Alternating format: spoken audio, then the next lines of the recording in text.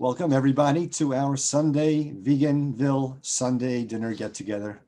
Hope everybody's getting acclimated to our new time zone. It's now 6 p.m. Eastern. Is it Eastern Daylight Time, Eastern Standard Time? Something like that. People are saying. Okay, yeah, we set the clocks back last night or before we went to bed, so it's really approximately 7 o'clock in our body's time. So I hope everybody's doing well. And we have a fun program tonight. We're going to start off with Chef Estella, and then we'll proceed with the rest of the meeting. So Chef Estella, you ready to present your surprise recipe for the day? Sure, yes. Okay, go right ahead. This is a very special, Okay. this is a very special, there are two recipes that I made for a very dear friend of mine. And I said, well, I'm going to make this recipe for her. And this is what I want to share. Her name is Sura. Sura Life Food Special. And we had a great time. She lives on the beach, and it was a wonderful time celebration of friendship and food. And I just wanted, I just quote this Irish proverb that says, laughter is brightest where food is best. So the food was very special, especially for her, and all raw, all live food. So I just did the cup noodle with the cashew sauce. So what do I have for that? Well, I bought the cup noodles, I prepare them, and then they are all raw. So you just soak them and rinse them. And then you have to marinate them with something. So I made a cashew sauce with, I activated the cashew. I just soak them and let them for 6 hours, and then they are ready just to make the sauce in the blender. Very simple, just with the cashew, all cleaned, garlic, and the Himalayan salt. So it is a great dish. It's very tasty and crunchy. But we have to leave it for a while to marinate. This is what is important. So you can take the noodles, take the flavor from the sauce. And then I made a rainbow salad. I had green cabbage, red onion, olives, zucchini, yellow squash, put some sauerkraut, and very simple. I don't use very hot spices, directly Italian seasoning. And so that was the other recipe. So she said, it was a surprise for me that she said, well, I'm going to do it later. And I said, that's great. And then she sent me the photo. So she garnished, and I put the plating by Sura. So she added ginger, sliced bananas, and walnuts. The caramelized ginger that is in there. So this is the thing that she liked to add it. And I said, well, I just want to share this with you. That is something very simple that you can make, and you can have it up to 3 or 4 days. There is no problem with that. And we had a great time. Celebration of good food and friendship. Any questions? Comments? Yes, I have a question about marinating, the technique of marinating. Doesn't that lessen the nutritious value of a food? No, just only the content, just take. Take, let's say in this case, the cashew and all that is just the opposite into the food, you know. So take all the properties and all the nutrition, the nutritious part of the sauce into the noodles, or anything that you marinate is the same. I'm surprised because I never had a comment like this. It's just the opposite. Why do you think, or what have you heard that it's taking the nutritious value of the food? I never heard of something like this. I have a Well- question. I can hear. So, Hello? Lori, you're muted. Oh, yes. I always thought it was better to eat everything in a natural state. When you start changing the composition of a food, it lessens the nutritional value. we just do it in the natural state. In reality, we have no value. It's so raw. If it were cooked and with processed, a type of processed marinara sauce that people buy from the store, in that sense, yes, I would agree with you. But being raw, I never heard about that, and it is a very common technique in the raw food. They use that to give just the nutritious value of the sauce, of the marinade in the food that you're going to use. And it's like fermenting. Fermenting is a totally natural process that happens in the body if you wait for it. But if you make it happen in a good way outside the body, it pre-digests the food to some extent. I would agree with you if it were with overcooked processed sauces that people use and buy, but not with raw food or with live food. Yeah, any other question or comment? I can hear you, Linda. See? Linda B, you're muted.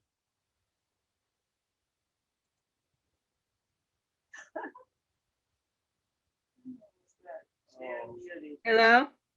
Hello? Yes, yes, yes. Oh, okay, finally. Aren't cashews,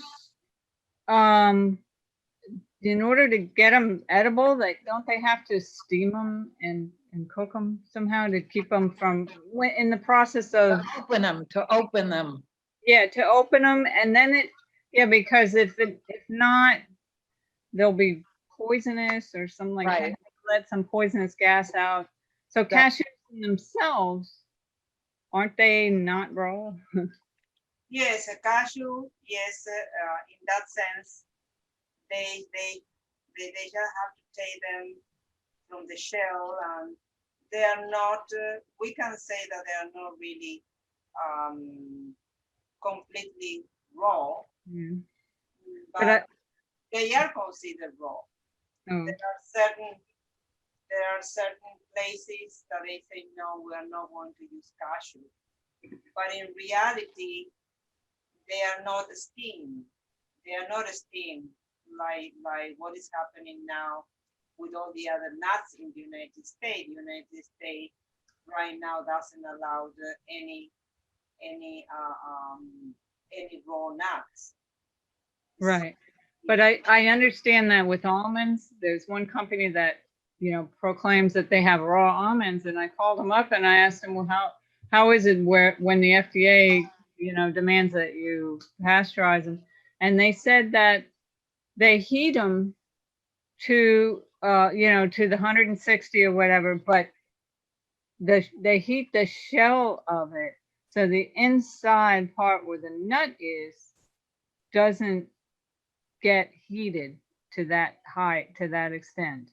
It doesn't, it's still considered raw. I don't know what temperature it is, but it's the outside of the nut that gets heated.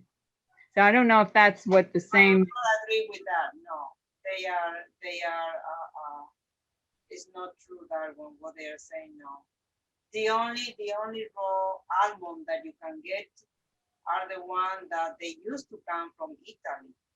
yeah, And Laser Farm, it's a very responsible company.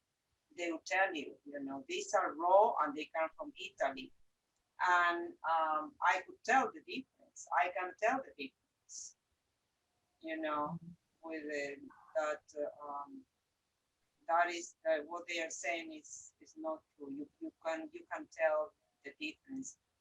The other thing is that when you soak them and then you want to dehydrate them, you will know immediately that the one that are steamed, the one that they are from the United States, you cannot dehydrate them.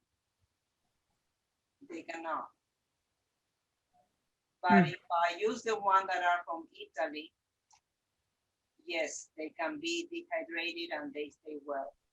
Cashew, for example, although they take and they use steam to take the cashew from the shell, they don't go through a process of really steaming the cashew.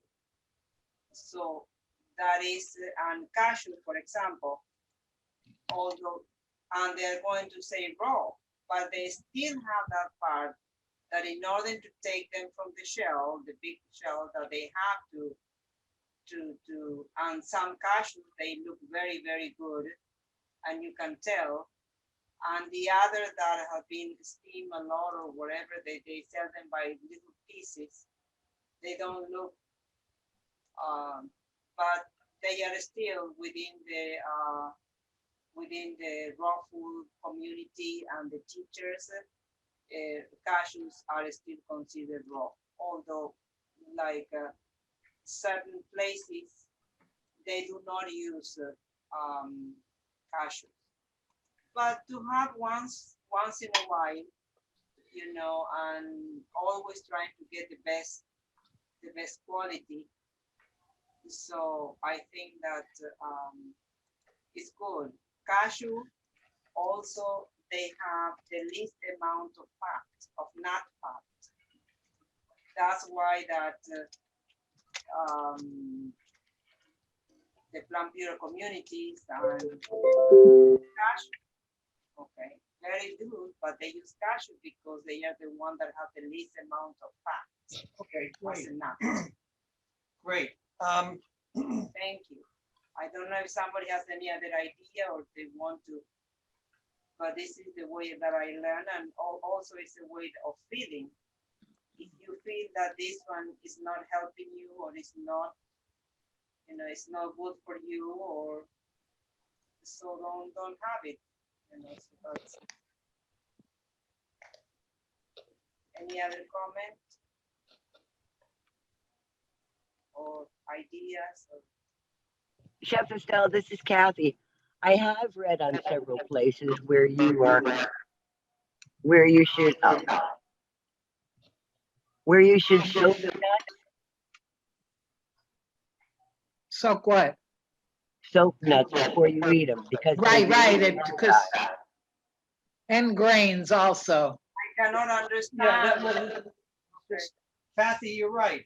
Soaking many of the nuts and grains prior to preparing them is a great idea. It's a valuable practice to enhance the digestibility, to remove toxins, so on and so forth. There's a lot of reasons. And enzymes, it starts the enzymes working. Yeah. They have an enzyme inhibitor. This is how the plant protects for survival. So in order to take that out, you need to soak them. In order to get real nutrients from the nuts and seeds. You know what? The main reason. You know what? This is the main reason. When we are soaking, let's say, a package of walnuts, which I think is one of the best brain foods on the planet, and of course the walnut looks like the brain. That's another little giveaway from Mother Nature. But we used to soak the walnuts once and pour the water off. We use the water on our plants, by the way, because it's got a bunch of organic nutrient compounds for the plants. So we used to soak the walnuts. Now, then I started experimenting and said, well, look, the water that comes off the first soak is very dense. A lot of stuff comes out of the walnuts. The second rinse, we take that water and it's pretty dense too. And we put that on the plants. Then we put walnuts again, and sometimes 6 rinses, each one taking some additional stuff out of the walnuts or the almonds or the other nuts or the grain. Yeah. So, or even with chickpeas. The other day we soaked the chickpeas and we poured off 3 rinses, and each rinse had more. Successively, they get less. You know, the first rinse takes the most. But can you imagine? And why would you want to eat all that stuff? That's like second-rate stuff that's attached onto the food when it's traveling and in storage. And get rid of it before you eat it. And the amount of gluten that comes off some of these grains, you rinse it and you get a lot of the gluten just coming out. Throw that away. Throw that Yeah. away. Usually not high quality. Thank you. I didn't know that. Yes, soaking also is like pre-cooking. For example, legumes. You know, so it's a way, and they always advise or also to soak the legumes the night before. They are very hard to digest. Can I So interrupt? this is- Because I know I want the meeting to be very interesting and so on and so forth. I think one of the most interesting things that we have to share is our event in Argentina. And let me put up this, let me just ask you to talk about it for a few minutes before you go away. Okay. Because this is like the greatest accomplishment for us. And so I'm going to show you the logo of the place in Argentina. But meanwhile, could you just tell about, you know, like about the course and about the place, Centro Ucupacha? I'll get a picture of it while you're talking. You just start talking. Just start talking. About the program. Yeah, about Argentina, about what we're doing this weekend. Yes, we just started a center. It's called Ucupacha Earth Literary Center, and we team up with the owner of an anthropological museum of myth and legends, and so he has in the museum for growing food. And I said, well, I think that he's a musician, a composer, and of course, all that area is supported by international tourism, that now there isn't any of that. And I said, well, we can have this program going, and he knows about how to plant and all that. So it is an educational that will provide empowerment and sustainability to the people over there. And so we decided to have this program. You can see the logo in there. Have they seen the logo? Yeah, they're seeing the screen like I'm seeing here. Now I cannot see Okay, that. so- Okay, the logo. Okay, that I designed based on books and research. This logo has seven different symbolic pieces to it from the culture there, the Inca and Andean culture, the rainbow, the trees, and everything. Go on. Ucupacha is a Quechua word that means earth womb, and the photo that you see there, this is the photo of the valley. It's just It's- a beautiful. Yeah, it's a black screen. Oh, okay, It's a sorry. black screen. Okay, got it. So you can see the logo then. Okay, great. Yeah. So we just started this program, and we provide them, we send him the money to start with the food, you know, that basic food that they can make their first plant-based food. Of course, legumes are very expensive over there. It's not something cheap like here. And there is no availability of cans or anything like this. So quality is no good. And, you know, this valley is 2,000 meters above sea level. Okay. So it is pretty high. And when this happened, there are no international tourism or nobody could go up the valley. And so they close everything. And I think that you can see him there. His museum and his, so he planted chard. Okay. So this is what each family will have, like 3 chards. Here. You know, so this is, it doesn't show the chart, so this is like a type of greenhouse, but there is no resources to build a greenhouse. But you know, people they have to get used to what they have, and so we are doing this program, and I am providing with I had to make recipes, like trying to with no Technology, low technology. no electrodomestic, nothing, no blender, nothing of that. So how they're going to do that? So mashing and with the hand, you know, and a potato masher, you know. So I have to practice all that, and I make it very, very basic recipes. So they can have the legume and they can have the rice, okay, the yes, and yeah, legumes. We gave them the basic, okay, so Garbanzos? they can have lentil. We send, and so I prepare recipes. I make special recipes, very, very easy, you know, and mostly cooked, of course. Okay.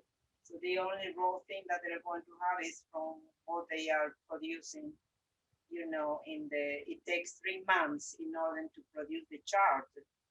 Can you just say quickly what I Care About Earth and Earth Guardians is? What are Okay, those two? so we are going to have 2 programs. The program I Care About Earth, it's educational program with classes about nutrition, plant-based nutrition classes and demos. Okay, and the Earth Guardians are the one that we're going to give them a certificate for the one who really follow and do things, you know, with the earth. Okay, so the climate change also is a problem over there, and so trying to involve younger people who can help, you know, just by cultivating. So now they were trying to get seeds. They have a program that the federal government has a program that they started to give seeds to the people. But then came the problem of the COVID, and so everything was closed. Even the bank they closed over there for the first one. Not even the banks were open. So and then now they say that they don't have enough seeds. They have the program, but they say we don't have enough seeds to give to people now. So they need to try. There is solidarity and how one to get something, and they barter or whatever they have in there and all that. So they manage. So we are happy because it's not to give. It's just to provide an education and knowledge that they can do and see like an entrepreneurship, something very, very basic, you know, just by growing their own garden. And he will be teaching and doing all that. He has a lot of experience. with that, and I will be doing the part of the classes, the plant-based, basic, very, very, very basic, as I said, with what we send them. So I made it. Yeah, okay, that's it. Good, good. I don't know if you want to add something else. Well, I don't want to make it, I don't want Yeah. to try to tell everything, you know, just Any give questions us or a something? Yeah. taste. And so, because you're going to kind of step and relax and chill Yeah, for a while, that's sure. Yeah, but yeah. don't go far away. Just No, no, I'm here. relax. Um, I'm curious about the name. What is Ukupacha?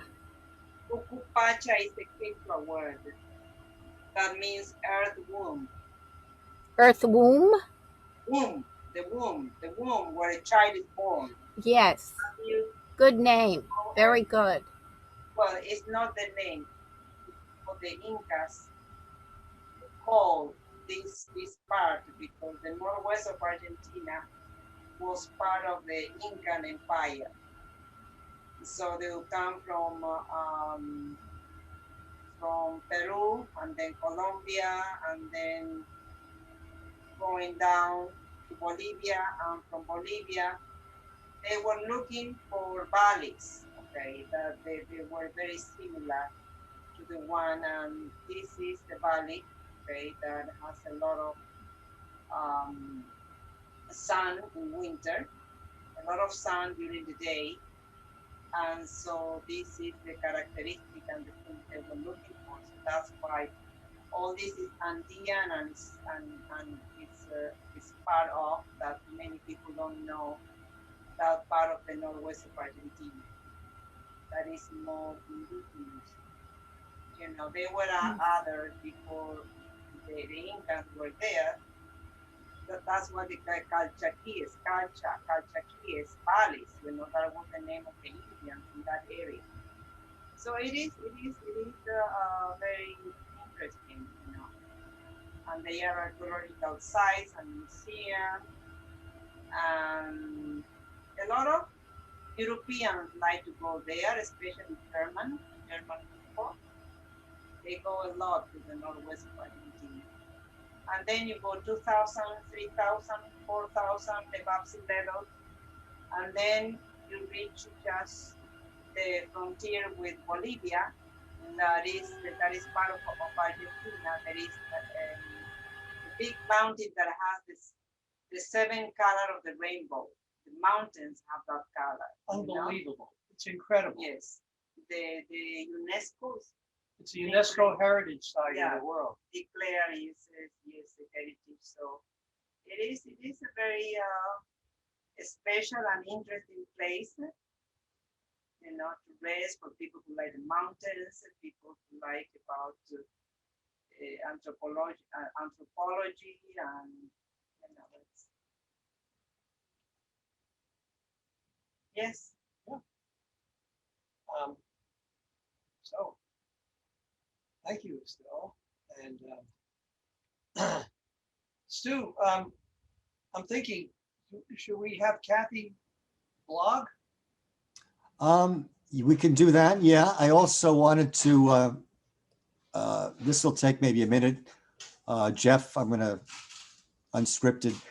For those that got the email that was sent earlier today, the e-digest, I'm going to share the screen and ask Jeff if he doesn't mind speaking for a minute or two on his heavenly Buddha bowls that he puts together. And I'm just sharing on the screen right now. You care to do that? Well,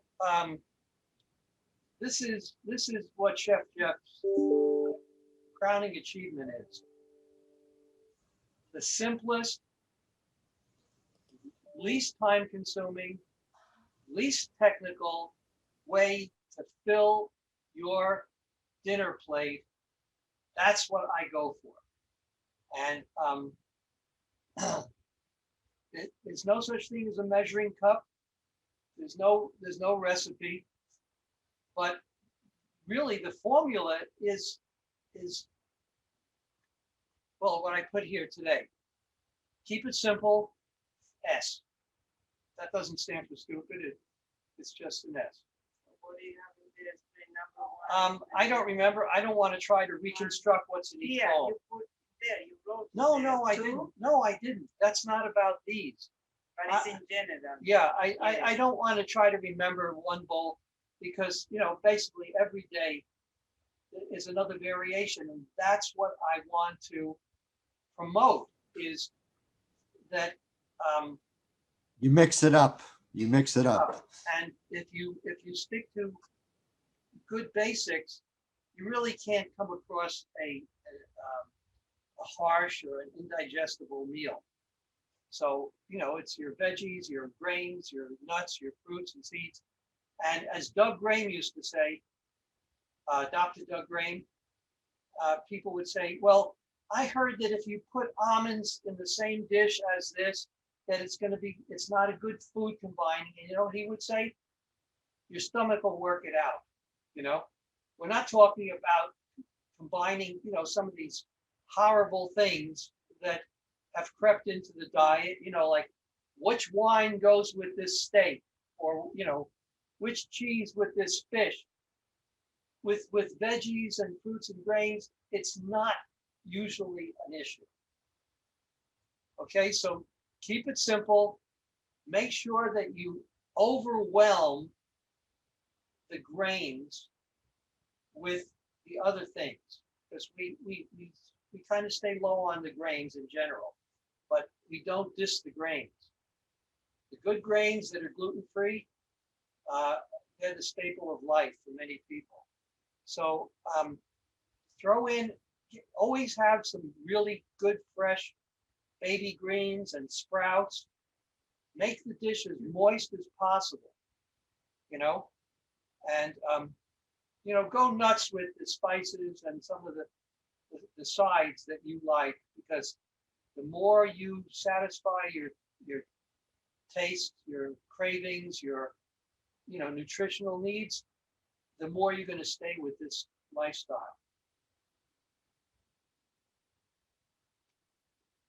Thank you very much.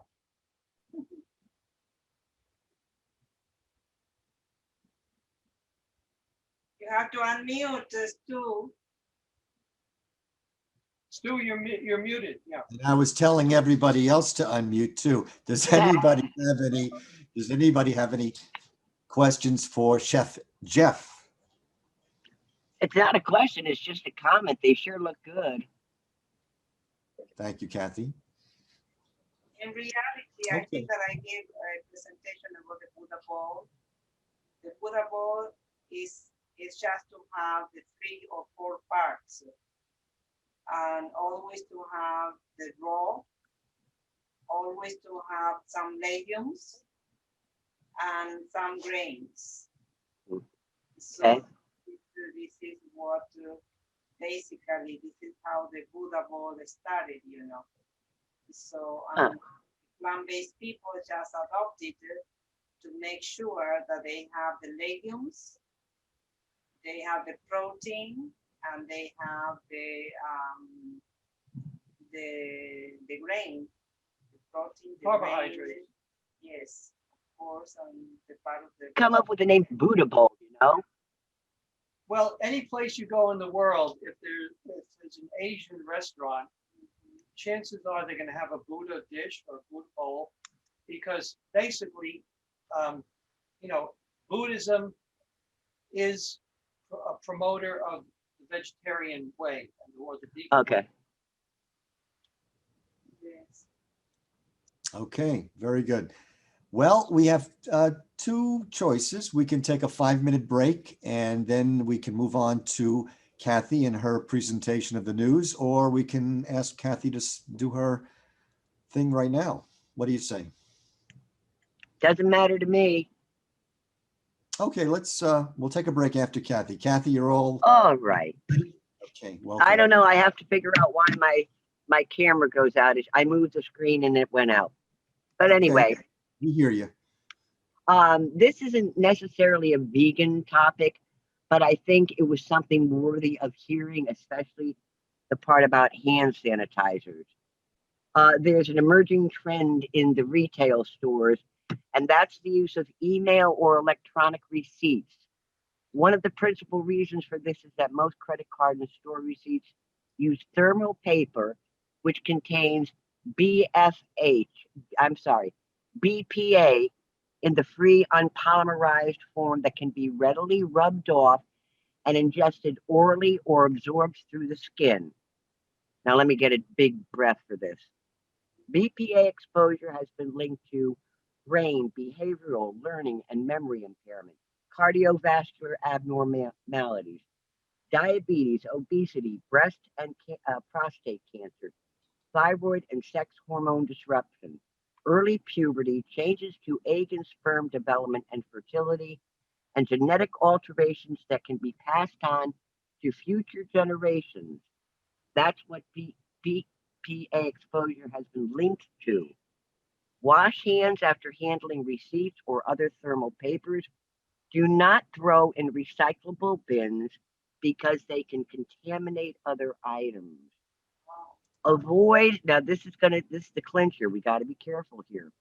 Avoid using alcohol-based hand sanitizers before or after handling thermal receipts because they increase the absorption of PBA through the skin.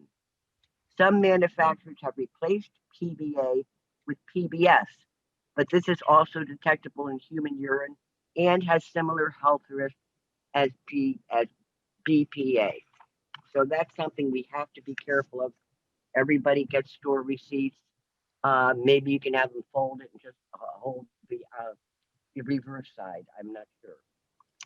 But on the vegan side of the fence, vegan meat company Prime Roots has launched a range of ready-made meals at Whole Foods. See, I can't talk about any teeth. I'm sorry. Featuring a plant-based meat that's good for your gut biome.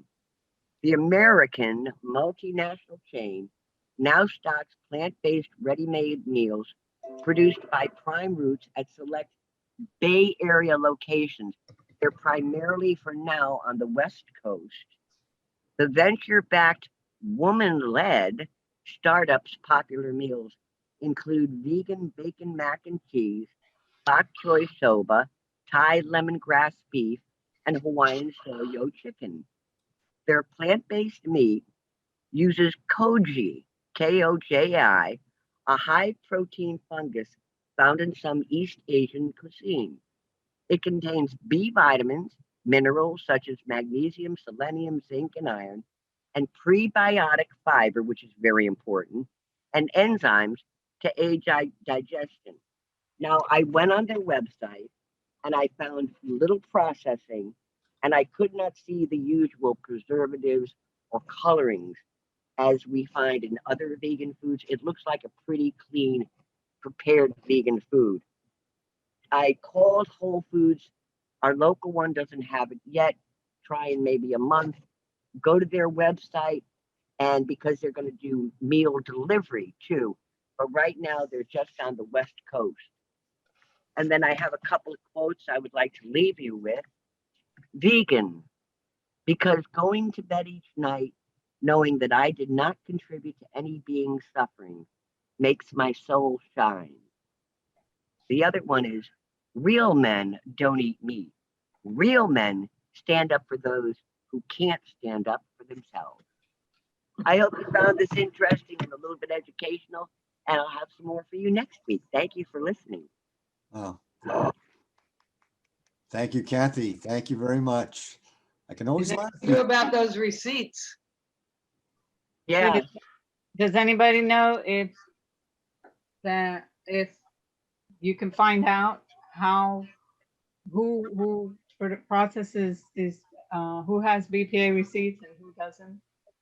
Do you know if? no, I wouldn't know. I wouldn't know how to find I out. mean, we just have to call I'm going to be careful of all receipts now.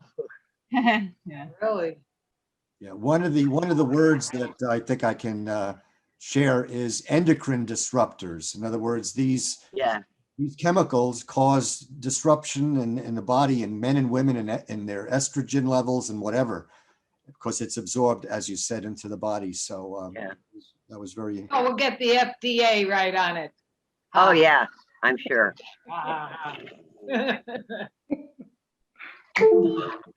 Okay, what do you say we take a quick 5-minute break? I'd like to welcome a new guest, Brenda. Thank you for joining us. And we'll be back in 5 minutes, everyone. So Okay. we'll see you in a few. EarthSave has made a few small donations to EWG, Environmental Working Group. You know, we usually are looking for money, but in some cases, we've taken our pennies and nickels and handed them over to EWG, one of the greatest watchdogs of our health. Okay. Great. And don't they make the Dirty Dozen and Clean 15? Yes. That's number one. If you're not following the Dirty Dozen, then you probably cannot allocate your money to organic versus conventional produce. Does everyone know that? That, would you No. repeat that? Okay, EWG, Environmental Working Group, Right. they created the Dirty Dozen and the Clean 15. Oh, wow, great. They had to put kale on the Dirty Dozen list. Yep. Yeah. No wonder when a lot of people start ordering kale, oh, I want to be healthy. Well, the farmers, the big farms, they start going into production using all their pesticides.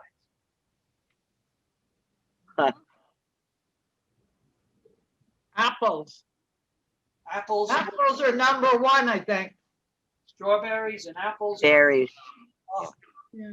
uh, I'd like to say I had kale and I ate organic kale and I got thallium poisoning. I had high levels, like 100 times the acceptable level of thallium. And yeah, I was asked to take charcoal and it didn't reduce, and I saw on the internet that they don't know why, and it's mostly California kale, but it could be that just the kale plant itself absorbs it. They really don't know why. But it has thallium in it, and so cabbage does too. And this is organic stuff that you buy in the Whole Foods. I always ate the organic, and it still had the thallium, and I'm still not 100% sure where it came from, but I did read that kale has it. I mean, I would be very skeptical about giving up something like organic kale or organic cabbage over one report, which, you know, I would really have to see this heavily documented. It's more than one. It's on the internet in several places that this thallium, and my doctor also said that organic kale had the thallium from California. They're always specific that it's from California, but I didn't really give up the cabbage too much, but I did give up the kale unless it's in prepared food that's already been prepared. You know what? If you know, a lot of people, including myself, were taken in by Dr. Gundry, Stephen Gundry. Did anybody else get his products recently in the last couple of years? Yep. Just a complete fake with all the science. You know, I mean, if all of our vegan doctors, you know, like Esselstyn and all them, if they have not broken the story about toxic kale, I would be very very skeptical, because there's always somebody who makes a name for themselves by coming up with, I'm the first one who discovered that drinking water causes dehydration, and I just wrote a book about it. You know, and there are going to be people who follow it. Everybody's looking for something, you know, a new angle, a new way to get healthier.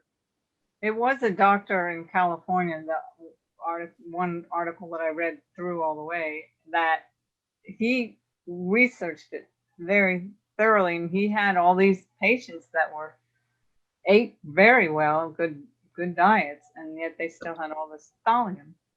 And that's what he came to the conclusion. But you're right. I mean, it could be in anything. I was also taking some Chinese medicine. Might have had it. Celine, I'm putting up something here. It's just additional information. We don't know the bottom line, but Yeah. that is so far-fetched that, suddenly a basic, incredibly valuable vegan food is suddenly loaded with toxins. Here's a study that says that they got it all wrong. Who knows? But like I say, if you do more research, maybe you can report back next week. Okay, I'll look. Okay. Until then, Yeah. you grow your Sorry. own. Yeah, that's what I concluded. To grow my own, but I don't know anybody that would test for thallium.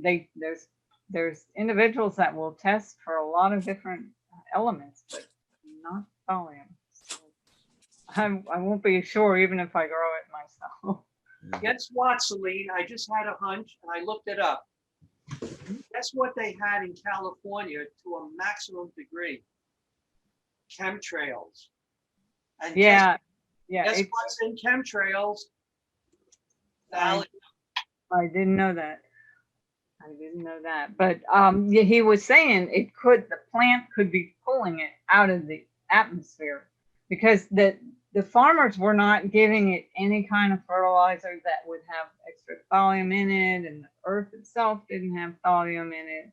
And so, I mean, he was really trying to figure out where and the only conclusion that he came to is that it could be pulling it out of the atmosphere somehow.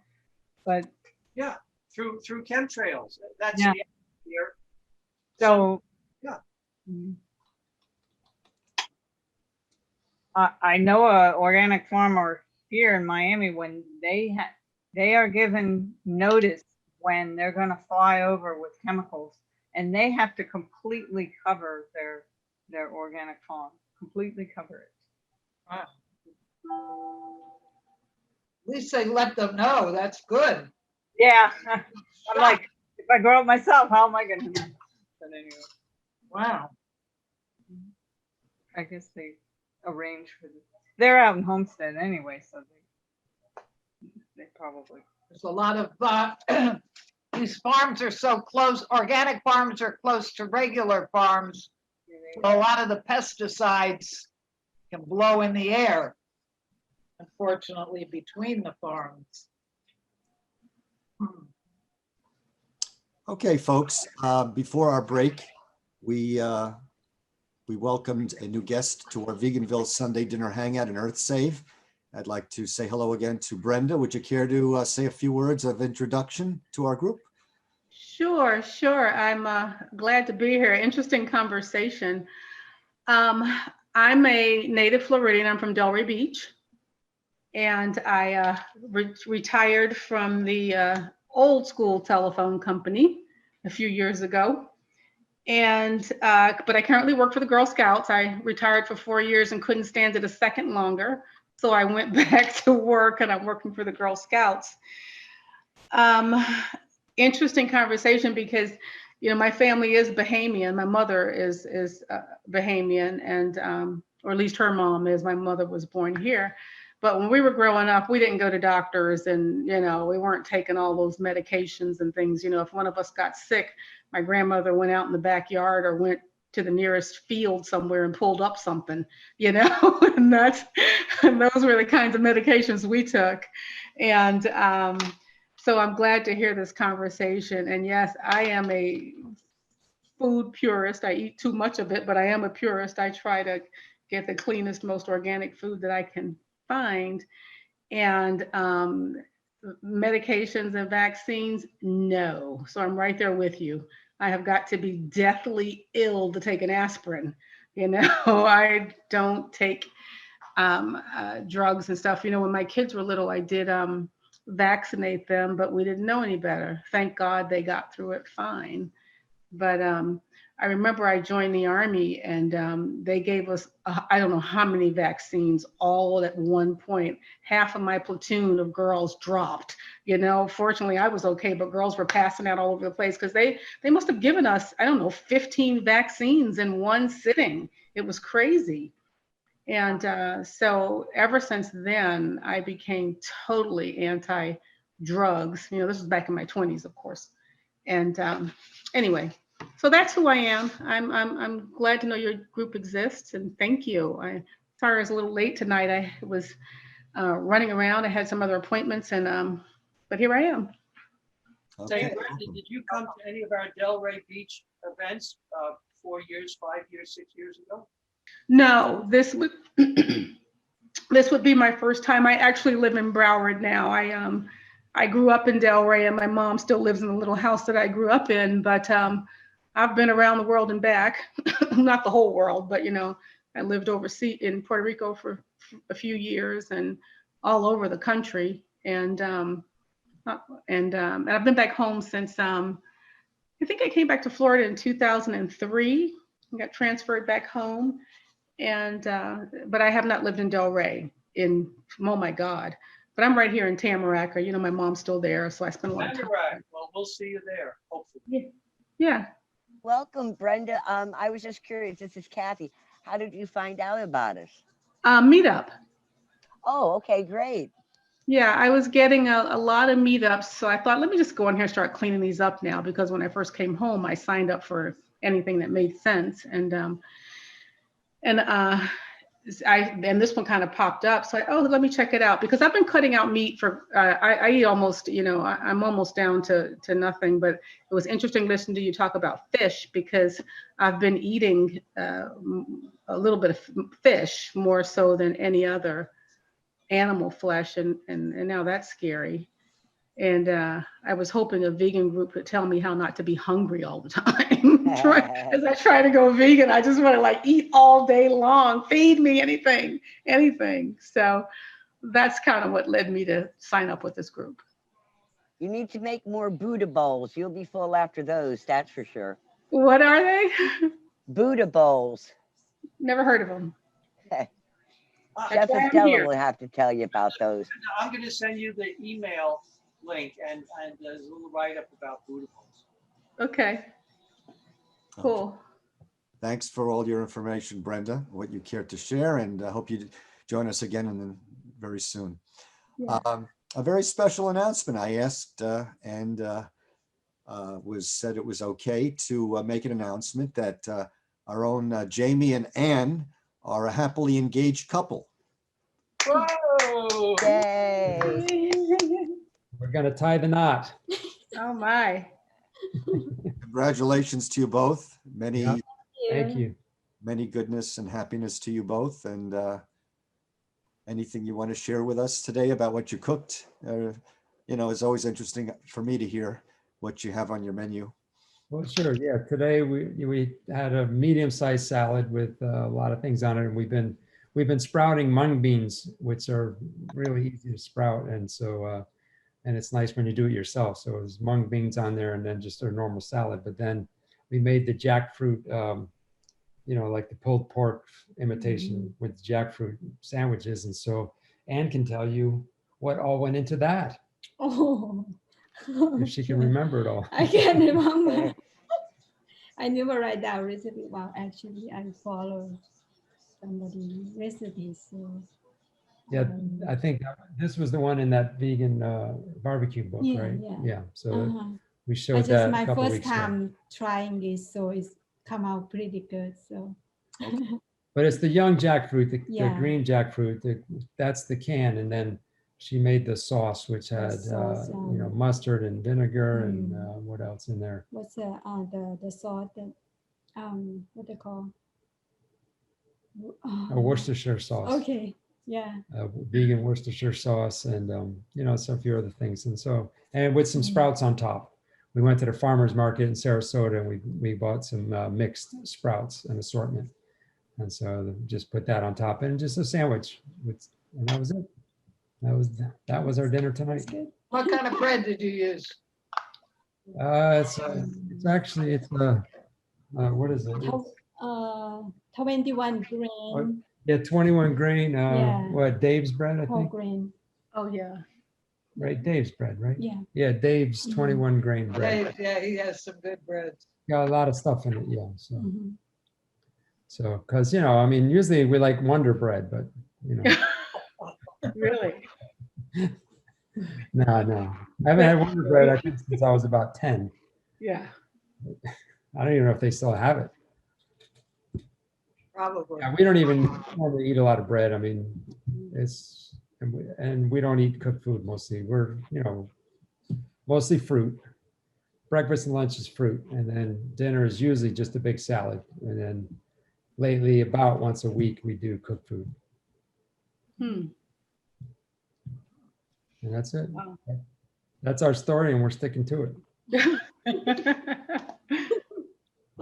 Tremendous. Good. Okay, great. Jeff, do you want to offer any information on our Earthwise affirmations or meditations? Well, I'd like to throw the ball back and see if anybody's come up with something. We've got a few categories and definitely a lot of possible fill in. So, did anybody come up with a good affirmation? A statement of gratitude and acknowledgement since last week?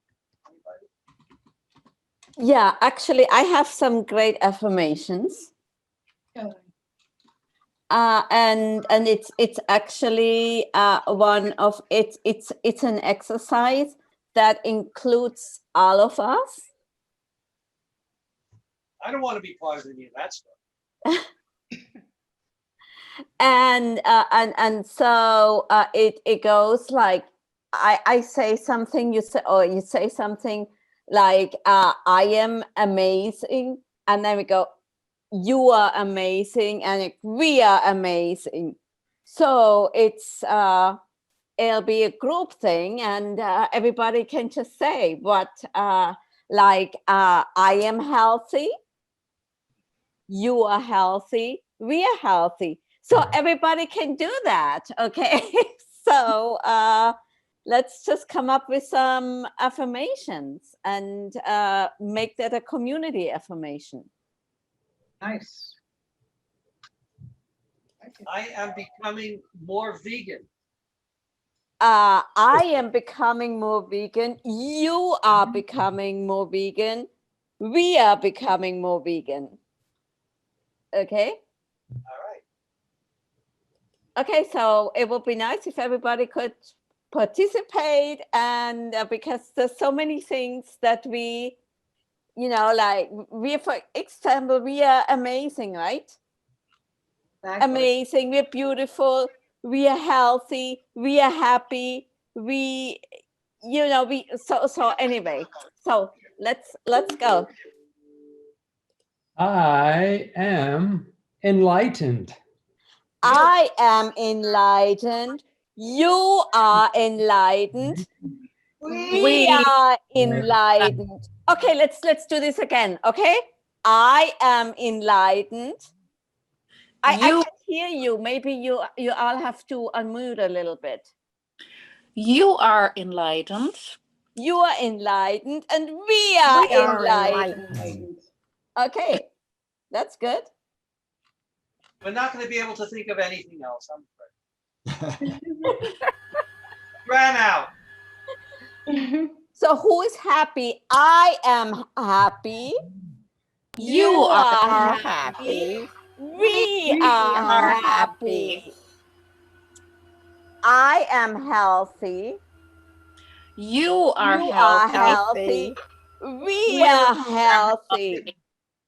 Yeah, I like it when the person says something and then we all come back with the second and third part, Somebody says, I am this, and then we all just do the second one. Yeah, okay, we can do it. Lead, be our leader. What are you? Ori? Oh, me? Uh, I am becoming more informed from this group meeting. You are You are Becoming becoming more more informed informed from this from group this group meeting. meeting. We We We are are becoming becoming Becoming more more more informed informed informed from in this this from this group. group group meeting. meeting.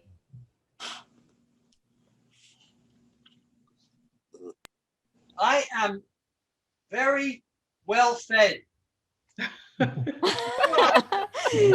are very well Well fed, fed. Good. and we are very well Very fed. well fed. Bad. Eating great. I am full of yummy food. You are You full are of full of yummy very food. yummy Food. We are all We full of are full of yummy food. And one more thing is, I am creative. You are creative. Creative. We are We are creative. creative. Some of this might actually stick too. Yeah, because it's true. It's true anyway. Yeah. So those are my affirmations for right now. like it. Like it, yeah. Nice Lots of exercise. fun, yeah. Very positive. Thank you. Yes, she is. Great. Thank you, Brigitte.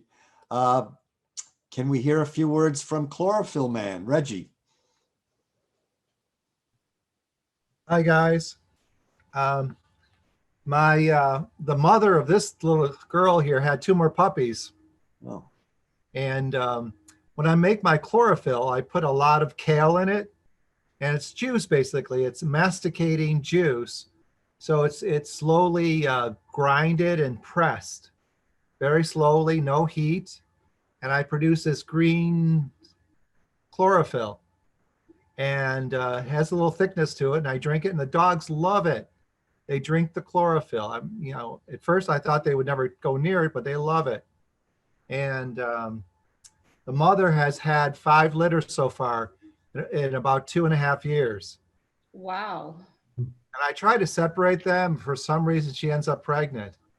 Sometimes even before, Chlorophyll. Whoa.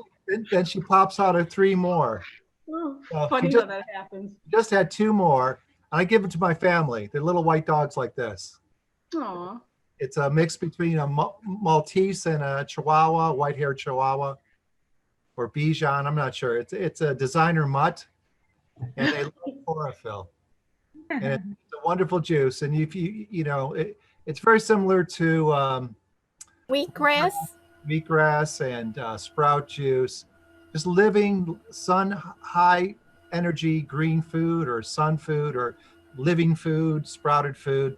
And then when you juice them, you're concentrating this energy. And it's best to drink it sooner than later because it loses its electricity, its nutrition, its power. And what's nice about juicing is it bypasses your digestive system, so you don't have to work so hard and it mimics your blood. It's almost the same molecular structure, chlorophyll, as your hemoglobin in your blood. The reason it's green is because it has a lot of magnesium, and your blood is red because of a lot of iron. And people who have blue bloods have a lot of copper in their blood, turning it, and another mineral would turn it another color. But it's very similar. And it's like having a blood transfusion. It goes to work immediately to revive you, heal you, make you healthy. It's the fountain of youth. And I've been promoting it for about 7 years now. Did several courses on it, studied Hippocrates, been to a lot of vegan events, picnics. I've been to Jeff's a few times doing juicing.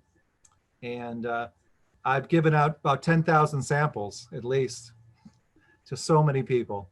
And I don't so much do it for the whole world to change them. I do it because it helps me to stay on that track, to continue juicing, because it's a lot of work.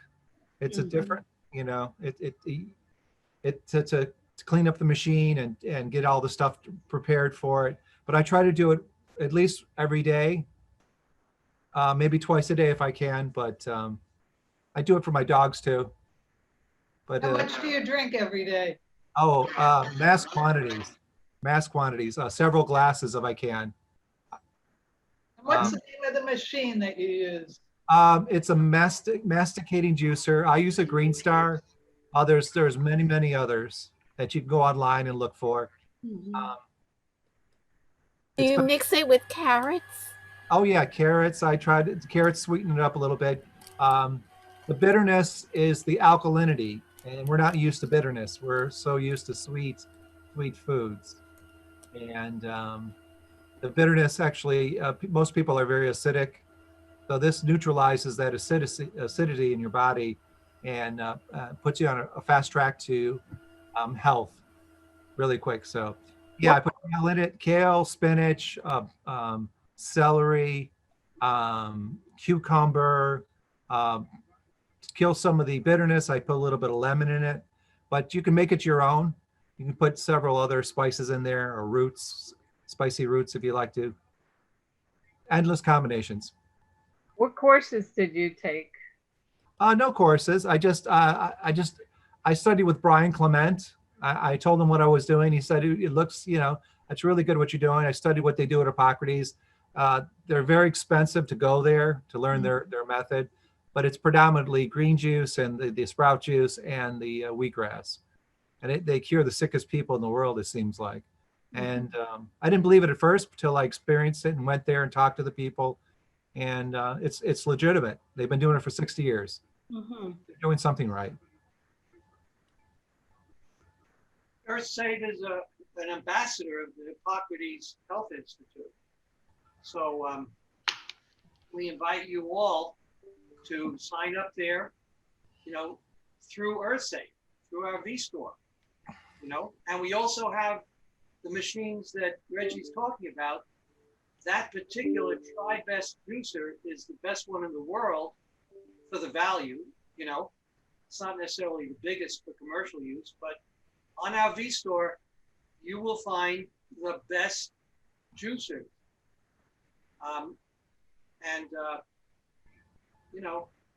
We don't have super sales, maybe. Like, for example, if you want to get a juicer, and if you spend hours shopping the web, you might find a lower price. But we put you right into TriBest and pick one of their fabulous juicers. Estella and I just got one, and hey, you spend some money, $300, $400, but then you have a machine that works like a charm and lasts forever, and it's reliable, just like a Champion juicer is great. TriBest has some great blenders too. They have a great warranty too. I think a 12-year warranty. It's unheard of. And when there's something that goes wrong, they send you the part right away in the mail. I'm very happy with TriBest. On our V-Store, we told TriBest we're not going to carry any competitive machines. Because, we really believe they have a really solid, proven line of products.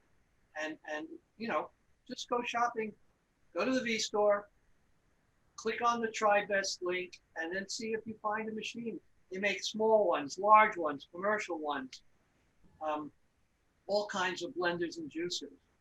And they are recognized as one of the best brands in the world. Stu, do you mind if I grab some more time from the meeting? And I really want to just show the newsletter that we just came out with. Of course, sure. Go Get a lot of info and a lot of stuff in a very short time. So, hey, who's entering now? Welcome to iPhone. Hello, iPhone.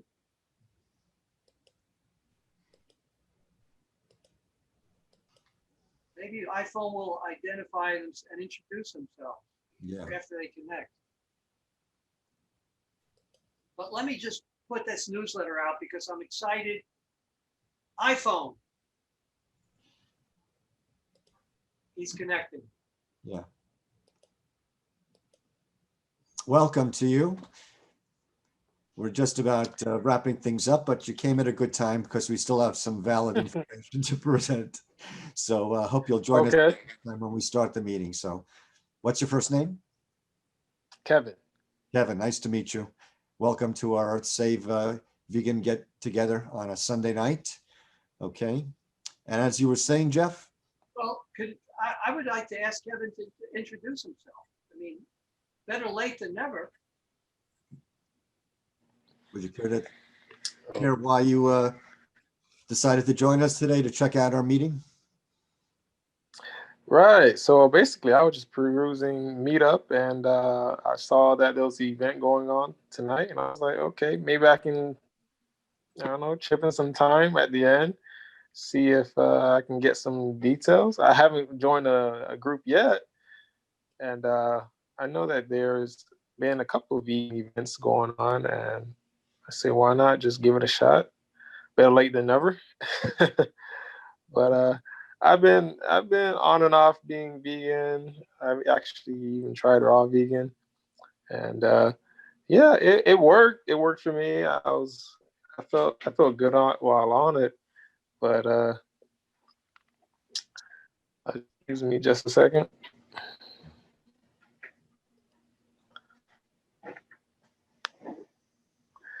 So yeah, so basically,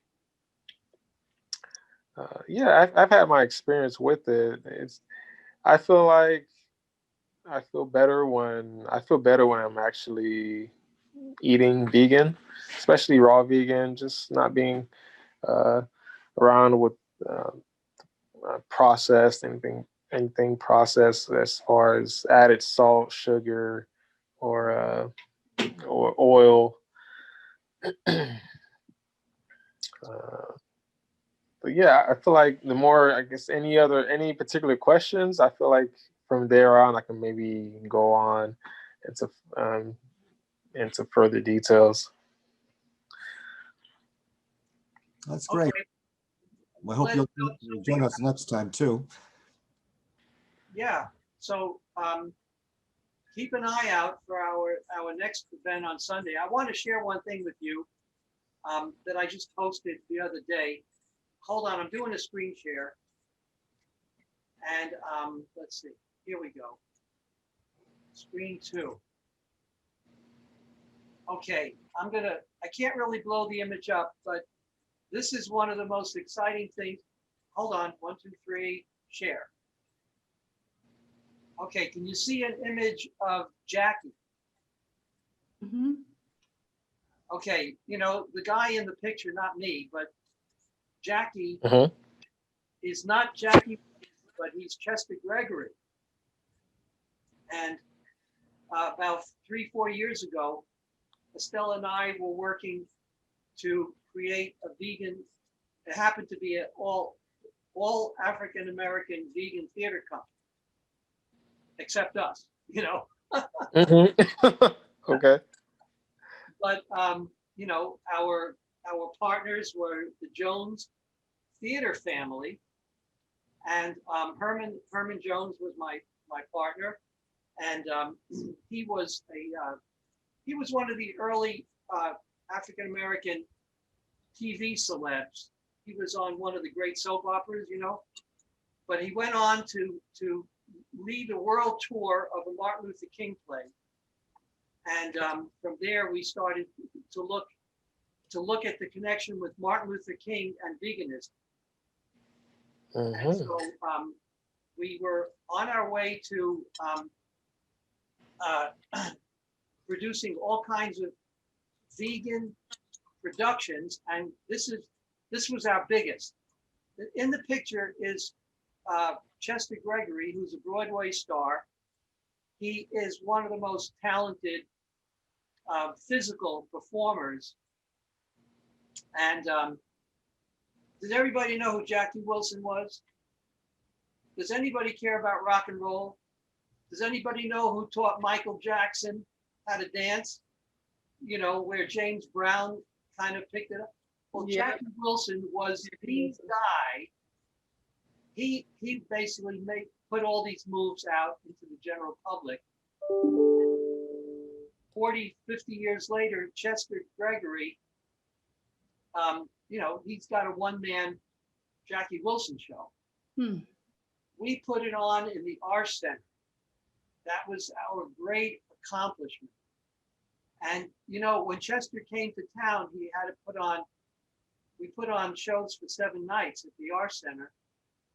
And what was he going to eat here in Miami? Well, I introduced him to our good friend Hakeem Alexander. Hakeem has the vegetarian restaurant up on 163rd Street. And he is one of our African-American EarthSave ambassadors.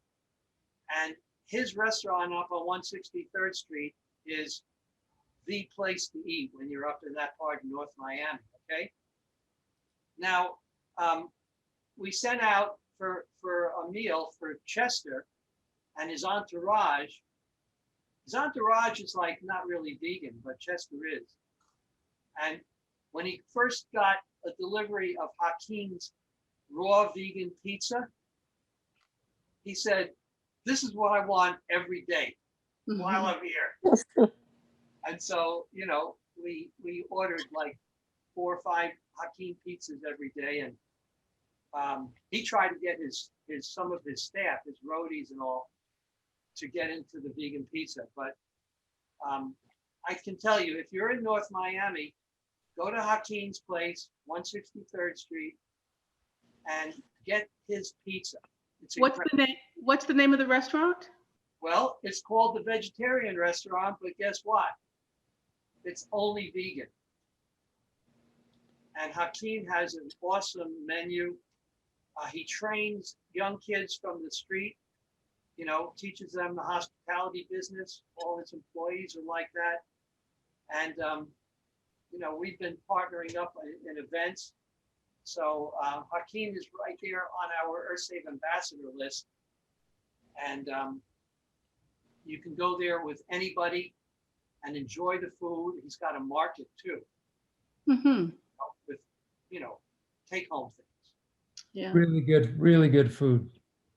Really good. Hakeem, I think it's called Vegetarian Restaurant by Hakeem, I think is what it's called. Is that Hakeem with an N. Hakim, right? Mm-hmm. And this is Hakeem, yeah. Uh-huh. Okay, interesting. I have to look that up. Got Well, a you know, lot of productions on there.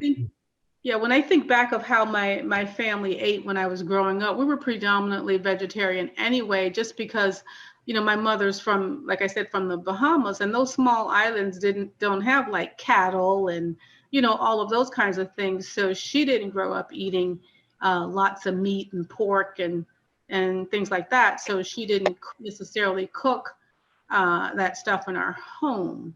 As we got, when I was a young child, there was a pretty well-connected Bahamian community up in Delray, so we didn't eat the standard American diet. That didn't happen until, you know, I left my mother's house, actually. You know, I mean, we weren't at McDonald's, and I remember when I first got exposed to ketchup on potatoes, I thought that was the strangest thing in the world. You know? Yeah, that was McDonald's French fries with the ketchup. Like, what on earth? Why would you eat that? And so my sad eating started after I became an adult. And you know, a few I don't know when it was, a couple years ago, whenever it was, I caught an old episode of Soul Train. And the first thing that struck me was you had a room full of about 50 people, and not a single one of them was overweight. I mean, they were trim, they were fit, I mean, I know they had the best of the best because they chose those audiences, but I also can go look at a group of my high school pictures, and I see the same thing. There may have been 1 or 2 people who were overweight in my class. Everybody else was fit and trim.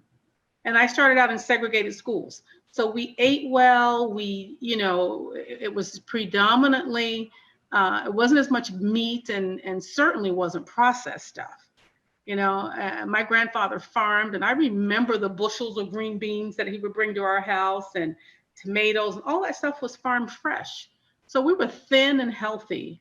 It wasn't until we left our mother's home that we all got fat, quite frankly. Yeah, Welcome if you look at the old movies, 30s, 40s, 50s, everybody's pretty much fit and trim in there. If you and even the Yeah. tough guys, you look at Humphrey Bogart and guys that played the tough role, they didn't have arms like this. Yes. Those guys were lean and fit too, and Yeah. Like once in a Kirk while there's the one fat guy in the movie, but almost everybody is Sure. normal size. Yeah. I mean, look at Kirk Douglas and Yul Brynner and those guys. I mean, those guys were fit, but they weren't the monsters we see today. Right.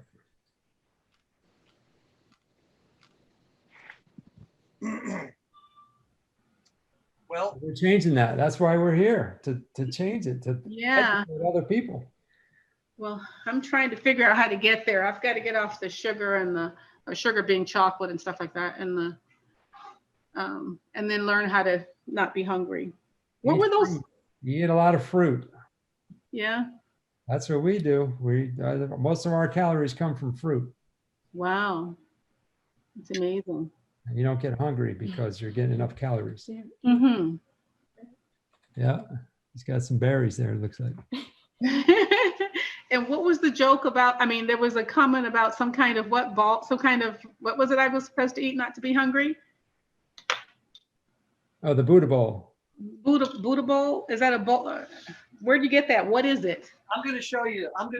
Can you see the newsletter right here on the screen? Yes. Okay, let me just enlarge it a little bit. Is it large enough, or should I make it larger?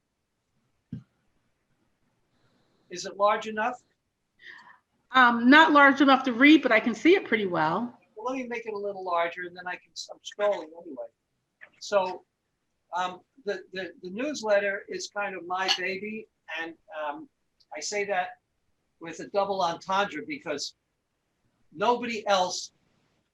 nobody else on the staff. Okay. And so, over the years, I've had some help, but otherwise it's yo. And I'm up to edition number 132. So this is, it's been a great experience, and it helps me to organize the information and to, keep on top of graphics. But look, we almost lost this newsletter format because they changed the editor, but it's back, and I'm hoping that you all like the format. So the header here is now a little different. It's called Team EarthSave, and then it's about our heavenly mission 1, 2, 3. And this is e-digest edition number 132. So it's about 11 years old. And this is the first time I've ever shown you all of our organization, like the whole organization. You ready? We've got funds. I'm going to make it even larger. And this is what we've been working on here at EarthSave, kind of behind the scenes, because most people say, well, yeah, we go to the potluck, we read some stuff, we go to meetups, but we've also been working on a lot of other stuff. And look, we have 7 charitable organizations right here. One is EarthSave Pod. One is Friends of Vegetastic Art. And the Friends of Vegetastic Art is the one that produced the plays about vegan themes. And we're working on something that's bringing together the Martin Luther King family and the vegan message. You know why? Because Coretta King and Dexter were, guess what? They were vegan. Wow. Yeah, so Martin Luther King's wife and son came out as vegans, not during the height of the civil rights movement, but they were right there, and we kind of are filling in the blanks, So we've got the Vegetastic Arts. Right now we have a Vegan Legal Services Committee. And we help people, we help vegans who have got legal problems. That we told you about Ukupacha Earth Literacy Center, this little place we're starting down in Argentina. It's a cool little museum. It's in the middle of the dairy country. And the people there who run the town, who run the province, they are like, they will suppress anything that sounds like, you know, anti-dairy. So we're, you know, this is the way it is all over the world, including here. And then we've got something called the EarthSave Rescue. You know, Estella and I have put in like 3,000 hours of volunteer time on the vegan rescue. And this has been going on for 12 years. You know, we do things to use the vegan lifestyle, the food, the health, you know, the compassionate, the sane way of living to help people and organizations get out of distress. And, you know, there are plenty of volunteer opportunities, but we're hardly even organized enough to put volunteers to work. But then we've got projects. And I really want all of you who are like, you know, regulars to eventually learn what we're doing so you can participate and sort of pass the word along. But, you know, the Alchemy Kitchen Lab is what we've got here in the house. That's where Estella does all her research and experiments. Gesundheit. We've got a Facebook group called the Beyond Heavenly Eating Club. It's a free Facebook group, and it picks up on mostly on the live food, super healthy recipes. And then we've got this group called Earth Guardians, where we're trying to bring children into awareness of protecting the earth. We've got the, oh, I've got a duplicate here. I got to correct that.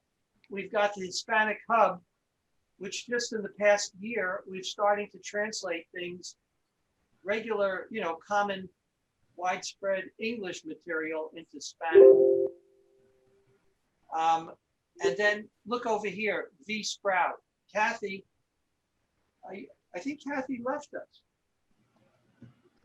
Yeah, Kathy's not on the call, is she? No, she had to leave early. Okay, well, we, you know, V Sprout got excited when Kathy and Barb started their business called Sprout Me. And guess what? We just sent 6 sprouting kits down to Haiti. There's an orphanage and a school in Haiti that we are like, we're committed to. And so this is one of the only orphanages in the world that is vegan. Can you imagine? Mm-hmm. It's in Haiti. It's a little northwest of Port-au-Prince. And there's a guy named Papa Reggie. No connection to Reggie, but he's Papa Reggie. And after was an earthquake in Haiti, right? Or was it the tsunami? It was the earthquake. It was the earthquake. So, you know what, 8-10 years ago, the earthquake devastated Haiti. And Reggie Claude Reginald, he was walking around his property one day. He has a nice big house, he's an engineer. And he saw some kids that were like starving. And he found out that they were orphans. The earthquake orphaned them. And there was no one to take care of them. So fast forward a year or two, and this one guy, Reggie, Papa Reggie, turned his whole house and his property into an orphanage. And he took in about 100 kids. Now, he's got to take care of them every day. And he collected a staff of about 15 people, some mostly volunteers, but the total budget for the orphanage staff is like $3,000. Okay? So he's got teachers and nurses and people taking care of 100 kids. Wow. And then what do they do during the day? So he started bringing some teachers in. And then when they started having classes, some other kids showed up at the door and said, I have one parent. I'm not an orphan, so I can't be in the orphanage, but I don't have any school. So they ended up, they have 400 kids in the school. And they are operating on a budget of like, $4,000 a month. It's magic. And so we just sent down 6 sprouting kits. And they're going to teach the kids how to sprout some mung beans and broccoli sprouts and all that.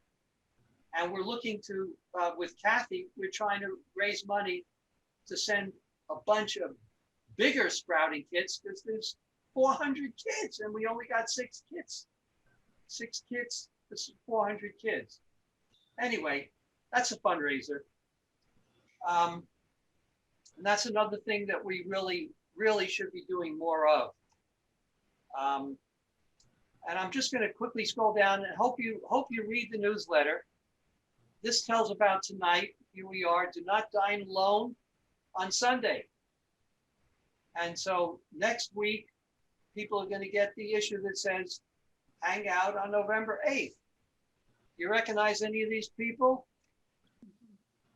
Well, I don't know if we're going to take a picture tonight, but this is like what, 5 meetings ago. Yeah. So are we on by registration tonight? Does that mean I'm now on the mailing list for the newsletter? No, you have to go to subscribe to the newsletter. It's easy to do. I put the newsletter link on the chat box. Oh yeah. And when you get to the newsletter, when you're reading it, there's definitely a place that says subscribe. If you have any problem, call me. We have a site, there's like a button somewhere, subscribe to the newsletter. Okay. Here are the 2 Buddha bowls. Should I really stop and talk about these 2 Buddha bowls again? No. Probably not. But Buddha bowls are just healthy food, period. Simple. Okay. Okay.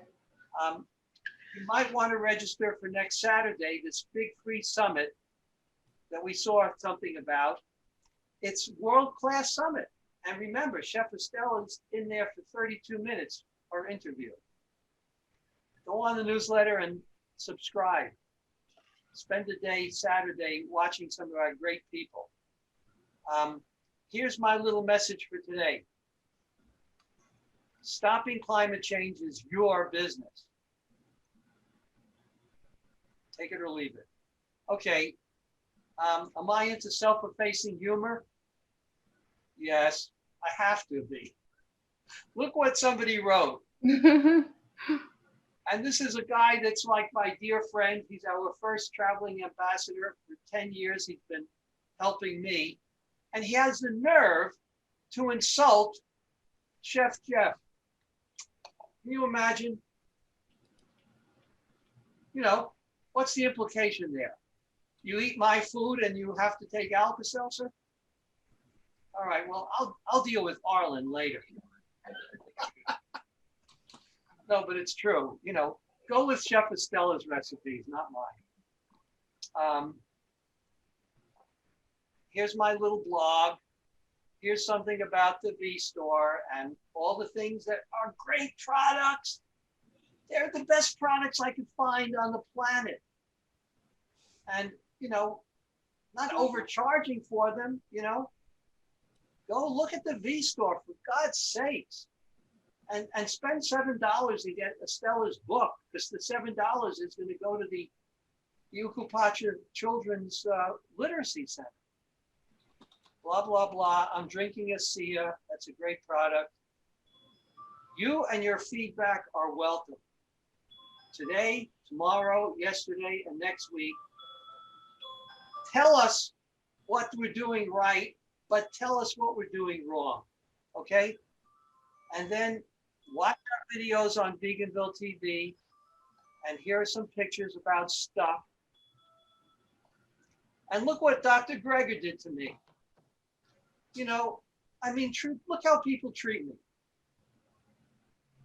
You know, I say, you see that picture of him leaning on me over here? Can anyone see that? Mm-hmm. Okay, well, I mean, this is what I have to put up with to be vegan there. You know, people insult my food. You know, I'm supposed to take Alka-Seltzer. And then Dr. Greger treats me like a public leaning post. You know, when you were a kid, did you ever have that thing? You know, like you lean on your friend and say public leaning post, and he says no, private leaning post? Well, anyway, look what he did to me in public. I don't know if I can take much more of this. Then, you know, happy Halloween. EarthSave is really scary. Look at that Boo Vegan. It was terrifying. When we had the event and people came in costumes, some of them were very scary vegan costumes. I'm lucky I got through that night. I mean, there was one kid that was like some kind of monster, and I was ready to cry, you know, and run out. But no, I stayed there. I remember that event with Dr. Greger.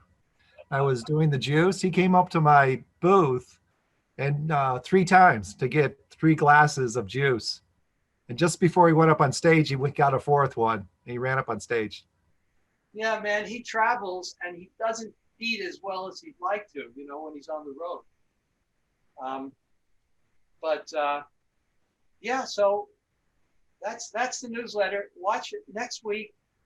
I hope I can get it out every Saturday or Sunday. And you people are going to be in it more than likely, you know? So, I don't know, Stu, we've got people here, we're over time. Some of them are probably saying, I want to get out of this meeting, tired. Well, how frequently do you meet? Every Sunday. Every Sunday at this time? Okay. Now, what I don't see people doing is eating. But, you know, this is supposed to be a relaxing hangout while you're eating. You don't have to like take time away to come here. Put the camera on your dinner table and, you know, don't go hungry and share your food. Okay. It's good to know for next week. Hey, Jeff, next time I do it, I'll widen the camera and I'll juice some juice for myself. Okay. And while you guys talk. Remember, we're looking for an app that you can pour some of the juice into your computer and we can sample it. Yeah. When eventually will you have your convention meetups commencing again? Well, in Tamarack and in Miami. I have no clue. There's not a clue in sight. Wow. But we're committed to go back, you know, as soon as. Were you a part of those big vegan events at the Tamarack Community Center? Oh yeah, like 4 years ago? Yes. Of course, that was, you know, Brook cats and Butterflies cats. Okay. Yeah. I was at the one where it was like you couldn't get in. I mean, there was a line to get in the place. It was crazy. It was chaos that day. Yes. And it went kind of haywire because we had a turnout of like 4,000, Yeah. beyond expectations. And the Tamarack Center gave away the other big room to another group. Right. As a matter of fact, I think that other group was my group. That's why I was there. You guys just like pushed us all out of the way. There was no parking. There was Yeah. crazy. It was crazy. But we had a blast. Yes. Well, that's walking distance to my home. That's where I live, right behind that center. Well, just wait for the center to open and we'll see you there. Yes, yes.